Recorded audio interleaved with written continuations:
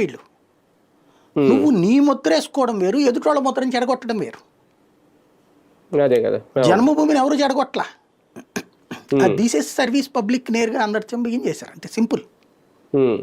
జన్మభూమి నువ్వు ఎవడో డబ్బులు పెట్టాలి, గవర్నమెంట్ డబ్బులు పెట్టి కట్టింది రోడ్లు, దాన్ని ఇంకా అది మర్చిపోయాం కదా.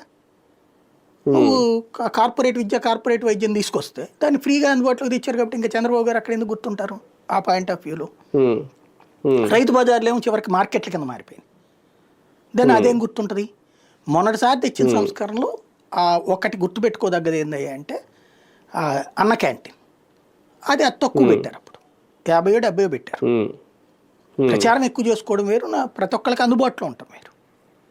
అది లేకపోవడం వల్ల అది సాధారణ ప్రజలందరూ అందుకోలేదు కదా. అది ఇప్పుడు కూడా ఎంతమంది 200 అట, ఇంకో 90 పెడతారట, ఒక్కో దాంట్లో 350 మందికి ఓ పూటకి, పొద్దున్న టిఫిన్ మధ్యాహ్నం భోజనం.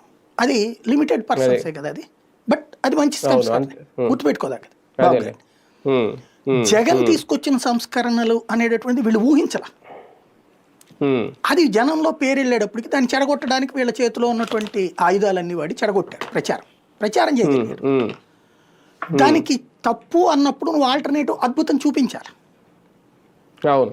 సింపుల్ ఈజీగా అర్థమయ్యే భాషలో చెప్పాలంటే, మీరు బ్యాంక్కి వెళ్ళారనుకోండి, ఆ ఫామ్ పూర్తి చేయడానికి ఇవాళకి కూడా ఎడ్యుకేటెడ్కి 100